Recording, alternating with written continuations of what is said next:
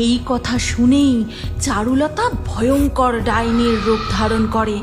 তারপর মুখ দিয়ে আগুন বের করে গোটা প্রাসাদে আগুন ধরিয়ে দেয়।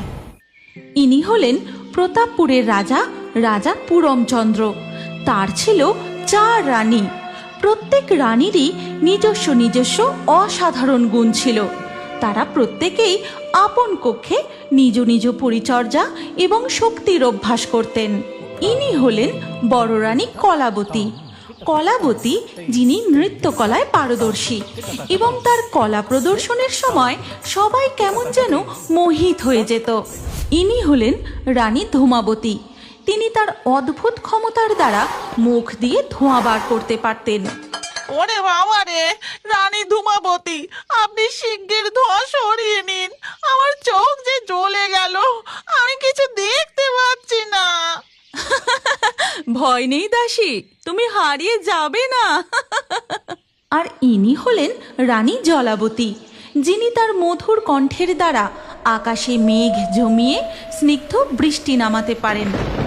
আয় বৃষ্টি আয়, আয় বৃষ্টি আয়, জলধার হয় যে ভারী, ধরতে তোরে আর নারী, আয় বৃষ্টি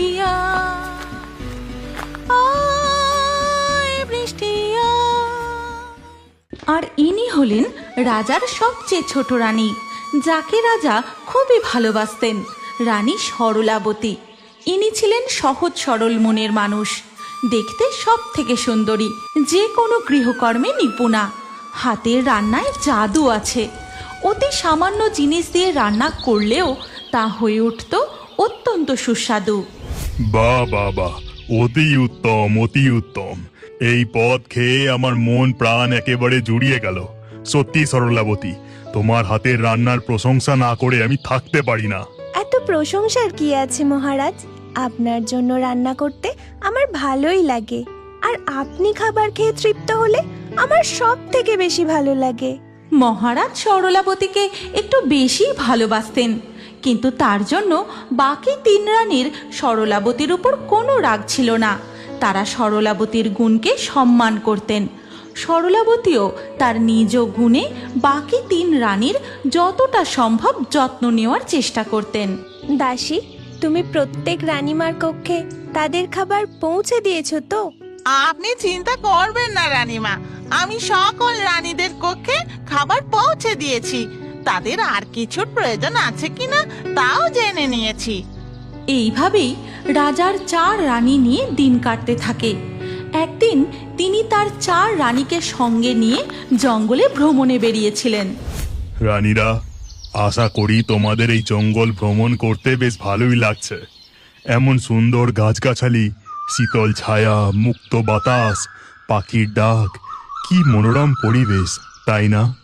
কিন্তু রাজা যখন রানীদের নিয়ে জঙ্গল ভ্রমণ করছিলেন, তখন সেই জঙ্গলের এক গাছে ও বাবা, রাজাকে কি সুন্দর দেখতে!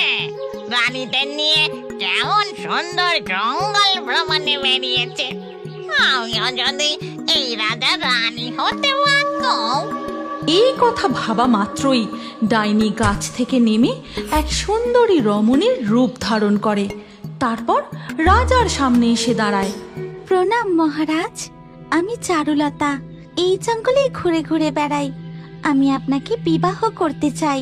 হে নারী, বর্তমানে আমার 4টি রানী রয়েছে। আমি তাদের নিয়ে সন্তুষ্ট। নতুন করে আমি তোমাকে বিবাহ করতে পারবো না। আমি কোনো কথা শুনতে চাই না, আমি আপনাকে বিবাহ করতে চাই। কেউ চাইলেই তার সাথে কোনো রাজার এভাবে বিবাহ হয় না। অনেক কিছু পরীক্ষা নিরীক্ষা করে দেখে শুনে তবেই রাজার রানী হওয়া যায়। এরপর রাজা তার রানীদের নিয়ে সেখান থেকে রাজভবনে ফিরে আসেন। কিন্তু ডাইনি পিছু ছাড়ে না, সেও অদৃশ্য হয়ে তাদের পিছু নেয়। তারপর রাজপ্রাসাদ ঘুরে ঘুরে সমস্ত কিছু দেখতে থাকে। এই গল্পের পরবর্তী পর্ব যদি তুমি দেখতে চাও, তাহলে কমেন্টে নেক্সট পার্ট অবশ্যই লিখো। আর আমাদের রিও বার্ডস ফেসবুক পেজটি এক্ষুনি এক্ষুনি ফলো করে নাও। এই গল্পটি ভালো লাগলে লাইক করে শেয়ার করে দাও।